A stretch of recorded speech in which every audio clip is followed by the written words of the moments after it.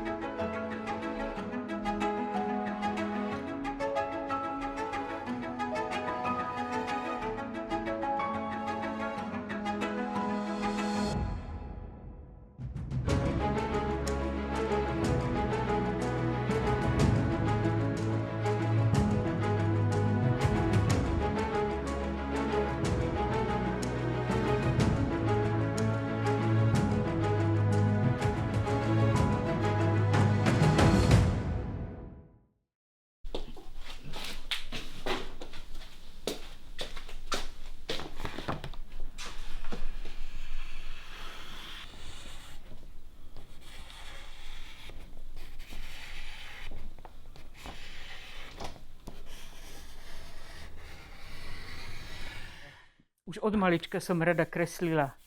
To, ako každé dieťa väčšinou, ale moji rodičia ma v tom podporovali.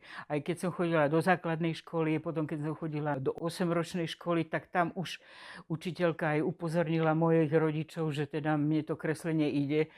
Tak ma potom odporúčili rodičia na strednú výtvarnú školu. No a tam to vlastne začalo, že ja som začala tvoriť.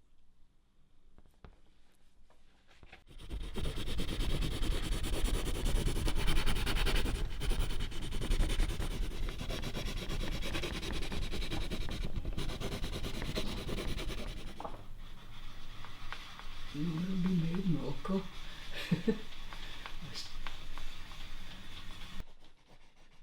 Ja používam takú pištoľ, ktorá vytvára štruktúry, pretože ja rada robím štruktúry, tak používam ich aj na moje obrázky a používam ju na kresbu.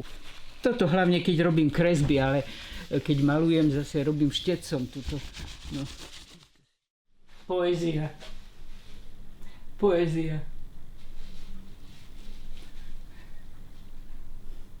Tak, poézia.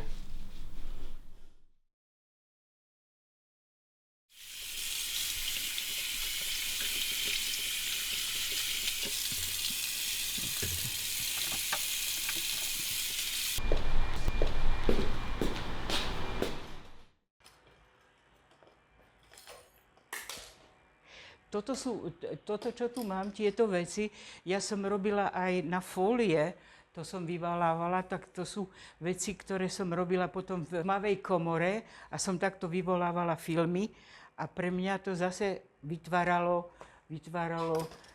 tie štruktúry, ktoré som ja nachádzala v prírode. A tiež som potom tú štruktúru ešte som zvýrazňovala.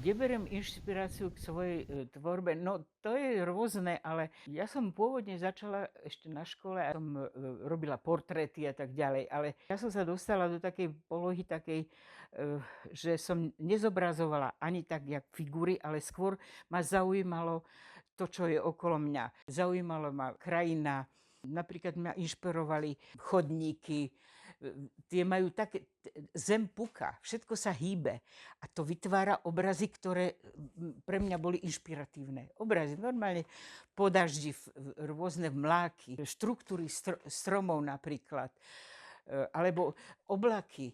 Viete, to sa stále hýbe a to stále má nový tvar a ten je taký inšpiratívny, samozrejme aj farbne. Ja chodím po svete. Zaujímajú všetky veci okolo. Zaujímajú ma ľudia a tak ďalej. A toto všetko na mňa pôsobí a ja to vnímam tak, že keď potom prídem do ateliéru, tak mnohé tie veci, keď chcem malovať, tak to úplne podvedome so mňa vychádza von. Čiže ja mnoho razy ani neviem presne, čo vyjde so mňa von, až keď sa to na ten papier alebo na maľbu dostane. Umenie pre mňa znamená, to je pre mňa duševná hodnota. To je vnútorná potreba, ktorú ja mám v sebe a preto umenie robím dodnes. Teda snažím sa robiť umenie. Toto je obrázok, ktorý som namalovala v 1980 roku a som použila tieto špagáty aj toto všetko preto, že vtedy sa nesmelo mnoho vecí hovoriť. To je vlastne mlčanie, dá sa povedať. Mlčanie je to hlava, ktorá má zapchaté pusu s látkou. No. Aj také veci som robila, to sa priznám, že som sa tým bránila, no, ale to len pre seba. No. Ja mám pocit, že dnes, v dnešnej dobe prevláda konzum a umenie je stále v nejakom pozadí, aj keď umelci zo všetkých odborov, dalo by sa povedať, bojujú proti tomu, ale je to nesmierne ťažké. A bez umenia nedá sa existovať. Ten svet potrebuje aj krásu, potrebuje cez umenie, čo je život, čo je humanizmus, čo je proste všetko, to tam musí byť. A bez umenia to nejde.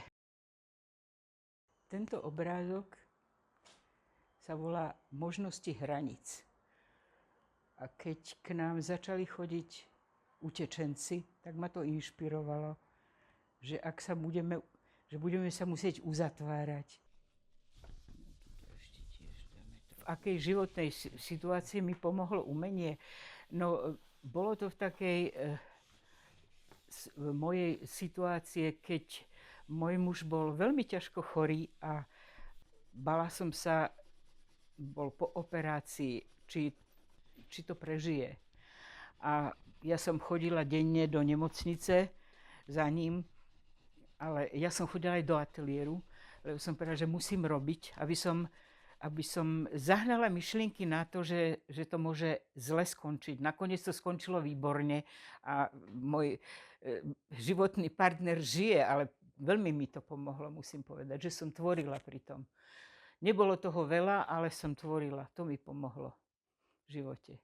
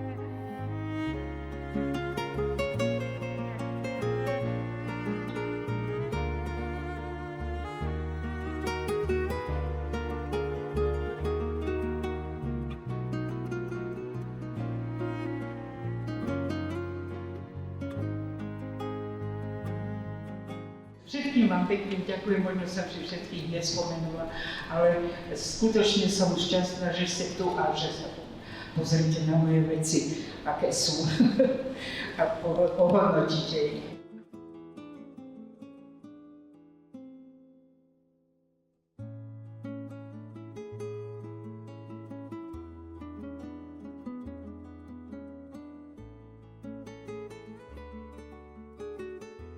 Čo by som odkázala mladým začínajú umelcom, aby poctivo začali robiť. Aby začali od začiatku, aby sa učili od základných vecí v škole, ktoré sú, keď študujú, aby prešli cez všetky študijné možnosti. Pri tvorbe musí človek ostať sám sebou.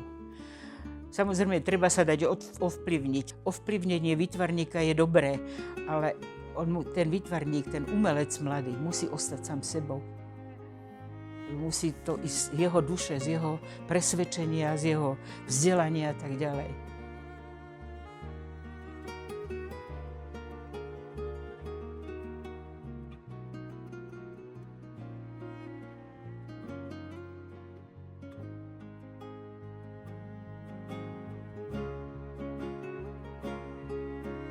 Som si povedala, nie, ja musím robiť to, čo cítim momentálne a to treba aj mladým ľuďom tvrdiť. To je v každej tvorbe, to je v literatúre, to je vo filme, to je vo všetkom.